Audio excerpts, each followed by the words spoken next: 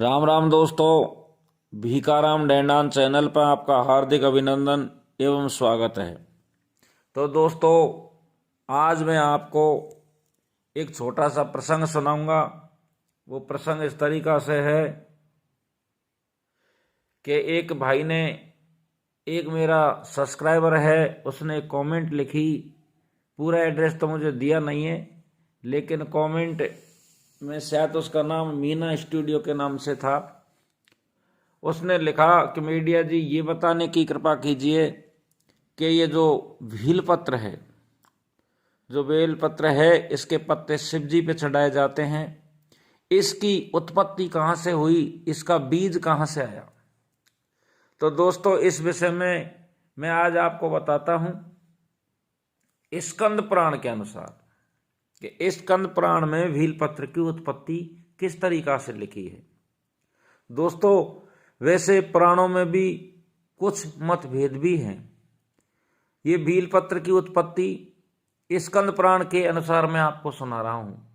भील पत्र की उत्पत्ति कुछ दूसरे प्रमाणों में अलग तरीका से भी बताई गई है, लेकिन मैं आपको लास्ट वीडियो में वो बताऊंगा। अगर आपको सुननी हो तो उसकी कमेंट लिखे, उसको भी मैं सुना दूंगा। तो चलिए दोस्तों, स्कंद पुराण के अनुसार एक बार माता पार्वती कैलाश पर्वत पर बैठी हुई थी और शंकर भगवान है जो पलक लगाए अपने इष्ट देव की भक्ति में लीन थे। कछु दिन बीत जाते हैं। एक दिन माता पार्वती मन में विचार करती है कि पति देव की निंद्रा लगी हुई है, भक्ति में लीन है, न जाने कब खुलेगी। तो इस सोच विचार से वो परेशान हो जाती है। परेशान होकर के शरीर में पसीना आने लगते हैं।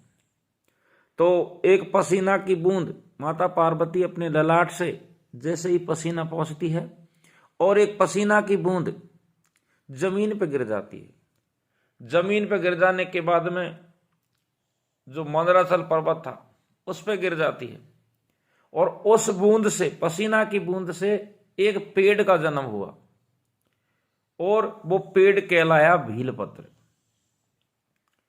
भीलपत्र का जन्म हो गया। अतः इसके बाद में माता पार्वती के सभी रूप ये भीलपत्र के पेड़ में बसते हैं। जैसे पेड़ में की जड़ है, भीलपत्र की जो जड़ है उसमें गिरजा स्वरूप देखा गया है और उसके तनों में महेश्वरी के स्वरूप को माना गया है। और भीलपत्र के जो शाखाएं हैं उसमें दक्षिणानी, जो दक्षिणानी नाम का है, उस स्वरूप को माना गया है और पत्तियों में पार्वती स्वरूप बसता है। तो दोस्तों, फलों में कात्यायनी स्वरूप और फूलों में गौरी स्वरूप निवास करता है। इस तरह सभी रूपों के अलावा मां लक्ष्मी का रूप भी समस्त वृक्ष में निवास करता है।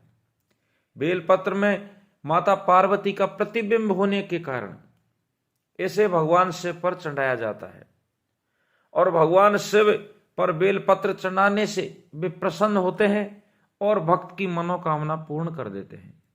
जो व्यक्ति किसी भी तीर्थ स्थान पर नहीं जा सकता, अगर वो श्रावण मास में भीलपत्र के पेड़ से जो मूल भाग है उसकी पूजा करके उसमें जल अर्पित कर ले तो उससे सभी तीर्थों के दर्शन के बराबर पुण्य मिलता है, फल मिलता है।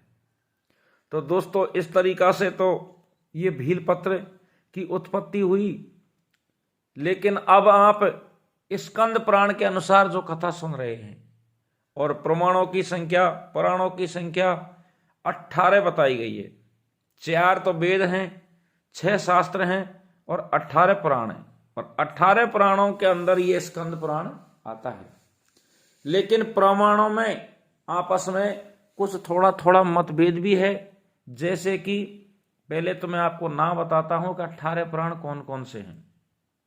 18 पुराणों में है ब्रह्म पुराण, दूसरा है पद्म पुराण, तीसरा है विष्णु पुराण, चौथा है वायु पुराण, पांचवा है भागवत पुराण, छठा है नारद पुराण, सातवां है मार्कंडेय पुराण, आठवां है अग्नि पुराण, नौवां है भविष्य पुराण और 10वां है ब्रह्म वैवर्त पुराण, 11वां है लिंग पुराण, 12वां है वराह पुराण, 13वां है स्कंद पुराण और 14 नंबर का है वामन पुराण और 15 नंबर का है कूर्म पुराण और 16 नंबर का है मत्स्य पुराण, 17 नंबर का है गरुड़ पुराण और 18 नंबर का है ब्रह्मांड पुराण।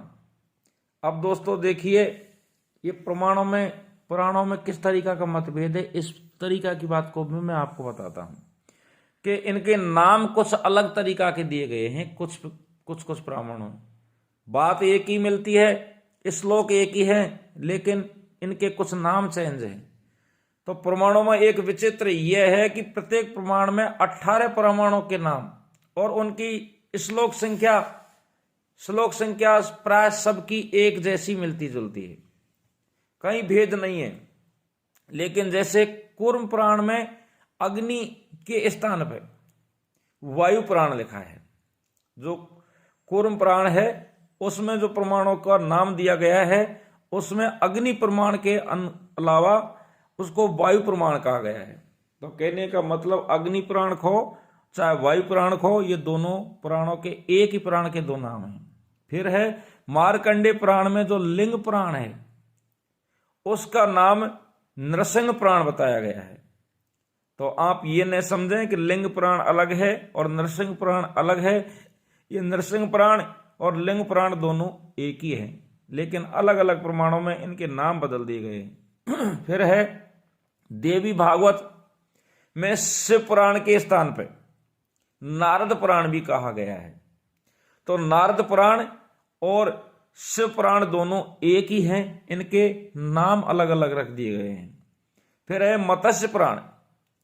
जो मत्स्य पुराण है उसमें जो प्रमाणों की संख्या दी है पुराणों की, उसमें वायु पुराण है। भागवत के नाम से आजकल के दो पुराण मिलते हैं, एक तो श्रीमद् भागवत और दूसरा देवी भागवत। तो श्रीमद् भागवत और देवी भागवत दोनों एक ही हैं। इस तरीका से वास्तव में ये पुराणों की संख्या 18 है, लेकिन इनके कहीं कहीं एक पुराण के दो नाम भी बताए गए हैं। तो दोस्तों ये तो रही स्कंद पुराण के अनुसार भीलपत्र की उत्पत्ति। और जब अलग प्रमाण के अनुसार आप भीलपत्र की उत्पत्ति सुनना चाहते हैं तो भीलपत्र की उत्पत्ति को लक्ष्मी के वक्षस्थल मतलब छाती से भी उत्पन्न बताया गया है। ये स्टोरी अगर आप सुनना चाहते हैं तो मैं आपको जरूर सुनाऊंगा, लेकिन कमेंट में लिखना अके मीडिया जी ये प्रसंग हमें सुनना है। जब तक के लिए राम राम दोस्तों, जय हिंद, जय भारत।